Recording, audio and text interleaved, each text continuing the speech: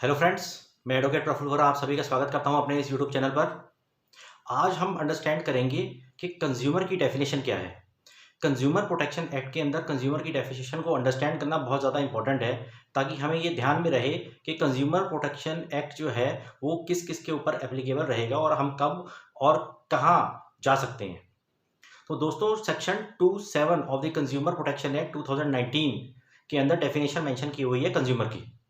तो कंज्यूमर जो है, जो डेफिनेशन मेंशन हुई है वो ये कहती है कि any person who buys goods for consideration which had been paid, यानी कि कोई भी वो व्यक्ति जिसने कि गुड्स को परचेज किया है और उसने कंसिडरेशन पे कर दी है, यानी कि हैड बीन पेड, यानी कि कंसिडरेशन हैड बीन पेड यानी कि उसने पैसे दे दिए हैं, या फिर और प्रॉमिस्ड, यानी कि उसने गुड्स तो ले लिए हैं लेकिन अभी कंसिडरेशन पे करनी है, या फिर consideration had been partly paid and partly promised, यानी कि उसने अभी कंसिडरेशन जो है आधी दे दी है और आधी देनी है, या फिर उसने जो परचेज किया है वो किया है on some deferred payment system, यानी कि अभी जो पेमेंट है उसकी वो डेफर हुई हुई है, तो अंडर डेफर्ड पेमेंट सिस्टम उसने परचेज किए हुए हैं गुड्स।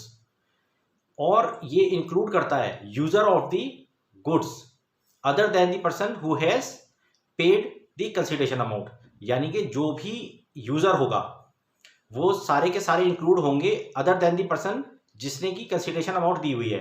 यानी कि दोस्तों देखो क्या होता है कि अगर जे कोई एक हेड ऑफ द फैमिली है, वो एक सामान लेके आता है तो वो अपने लिए थोड़ा भी लेके आता है। घर के अंदर अगर 4 और मेंबर्स हैं तो सारे के सारे ही कंज्यूमर हुए ना। तो यानी कि जो फैमिली मेंबर्स हैं, हेड ऑफ द फैमिली यानी कि लेकर आए और सबने कंज्यूम किया, तो कंज्यूमर सारे हुए, यानी कि एंड यूजर्स जो हैं सारे के सारे ही इस डेफिनेशन के अंदर इंक्लूड कर लेते हैं।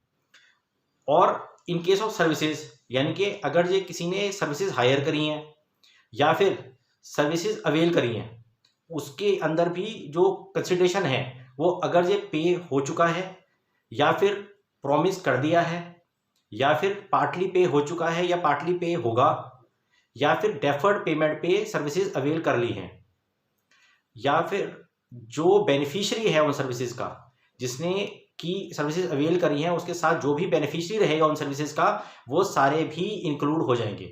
यानी कि गुड्स एंड सर्विसेज के लिए कंज्यूमर एक्ट जो है एप्लीकेबल है, दोनों गुड्स के लिए भी है और सर्विसेज के लिए भी है। तो जो डेफिनेशन सेक्शन 27 के अंदर लिखी हुई है उसके अंदर सभी लोग इंक्लूडेड हैं, लेकिन अगर कोई गुड्स परचेज करता है फॉर रीसेल और फॉर सम कमर्शियल पर्पसेस, या फिर कोई सर्विसेज लेता है या हायर करता है फॉर सम कमर्शियल पर्पस, वो लोग इसके अंदर कंज्यूमर के अंदर एडेड नहीं है। यानी कि कंज्यूमर की डेफिनेशन में कोई भी रीसेल के लिए या कमर्शियल पर्पस से जो गुड्स ले रहा है या सर्विसेज ले रहा है वो कंज्यूमर की डेफिनेशन में इंक्लूडेड नहीं है और कंज्यूमर प्रोटेक्शन एक्ट उनके ऊपर एप्लीकेबल नहीं रहेगा। दोस्तों, जो गुड्स और सर्विसेज की हम बात कर रहे हैं वो किस किस पे एप्लीकेबल है, यानी कि जो ऑफलाइन सेल्स है या डायरेक्ट सेलिंग है, जो हम बाजार जाके सामान लेके आते हैं या बाजार जाके सर्विसेज लेते हैं, उसके ऊपर तो है ही है। साथ ही साथ जो इलेक्ट्रॉनिक ट्रांजेक्शन्स हैं, यानी कि इलेक्ट्रॉनिक ट्रांजेक्शन्स में जो कि हमारी ई कॉमर्स कंपनीज हैं, अमेजॉन है, फ्लिपकार्ट है, इनके थ्रू जो ट्रांजेक्शन्स हैं वो भी इंक्लूडेड है। जो टेली शॉपिंग से हो रखी हैं वो भी इंक्लूडेड है। दोस्तों, जो मल्टी लेवल मार्केटिंग है MLM, वो सर्विसेज भी इसके अंदर अब इंक्लूड कर ली गई हैं। यानी कि जो डेफिनेशन है कंज्यूमर की वो बहुत ज़्यादा ब्रॉड है।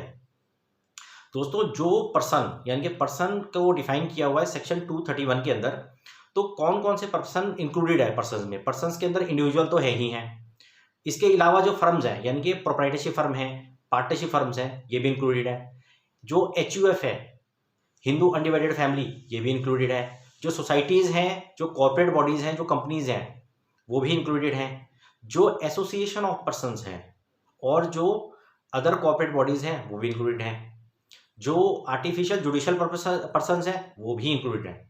दोस्तों, जो सेक्शन 231 के अंदर इंक्लूडेड ऐड किए हुए हैं वो सारे ही इंक्लूडेड हैं, बस इसके अंदर एक ट्रस्ट जो है वो इंक्लूडेड नहीं है। यानी कि ट्रस्ट जो है उसके ऊपर कंज्यूमर प्रोटेक्शन एक्ट जो है वो एप्लीकेबल नहीं है, क्योंकि सेक्शन 231 में पर्सन्स की डेफिनेशन में ट्रस्ट को इंक्लूड नहीं किया हुआ।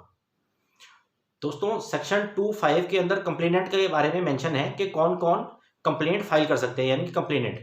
तो कंज्यूमर के अलावा अगर ये कोई कंज्यूमर है और वो माइनर है, तो क्या वो कंप्लेंट फाइल कर सकता है? बिल्कुल कर सकता है। जो माइनर कंप्लेनेंट है वो थ्रू पेरेंट या थ्रू गार्डियन कंप्लेंट फाइल कर सकता है। अगर ये फर्ज कीजिए कि कंज्यूमर की डेथ हो गई है, तो जो उसके लीगल हायर्स हैं या लीगल रिप्रेजेंटेटिव्स हैं फाइल कर सकते हैं कंप्लेंट? बिल्कुल कर सकते हैं। तो अगर ये किसी कंज्यूमर की डेथ हो गई है तो उसके जो लीगल हायर्स हैं वो कंप्लेंट फाइल कर सकते हैं। इसके अलावा सेंट्रल अथॉरिटीज़ जो होती हैं, स्टेट गवर्नमेंट होती है, जो सेंट्रल गवर्नमेंट्स हैं, ये भी कंप्लेंट जो है फाइल कर सकते हैं। कंप्लेनेंट की जो डेफिनेशन है सेक्शन 25 में दे रखी है, उसके अंदर ये सब इंक्लूड है। दोस्तों, कंज्यूमर प्रोटेक्शन एक्ट 2019 जो है उसके अंदर अब काफ़ी चीज़ें जो है इंक्लूड कर ली गई हैं, काफ़ी ब्रॉड बनाया गया है, काफ़ी ज़्यादा वास्ट बनाया गया है। वो इसीलिए ही बनाया गया है क्योंकि जो पहले पुराना जो एक्ट था उसके अंदर कई ऐसी चीज़ें थी जो कि कवर्ड नहीं थी। तो क्योंकि ट्रमेंडस चेंज आया है सोसाइटी के अंदर, बिजनेस वर्ल्ड के अंदर, तो काफ़ी चीज़ें इसके अंदर अब इंक्लूड कर ली गई हैं। तो बेसिकली हमें अवेयर रहना है कि कहाँ पे हमारे जो राइट्स हैं उनका हनन हो रहा है और हम किस तरह से कंज्यूमर प्रोटेक्शन एक्ट को यूज़ कर सकते हैं अपने राइट्स को प्रोटेक्ट करने के लिए। तो दोस्तों, ये थी डेफिनेशन कंज्यूमर की। अगले लेक्चर के अंदर हम एक और इम्पॉर्टेंट चीज़ को अंडरस्टैंड करेंगे। जिन मेरे दोस्तों ने मेरा अभी ये चैनल सब्सक्राइब नहीं किया, मेरी रिक्वेस्ट है वो सब्सक्राइब कर लें ताकि फ्यूचर में जो भी वीडियोस आएंगे वो अपडेटेड रहेंगे। Thank you very much for listening to me so patiently. Thank you.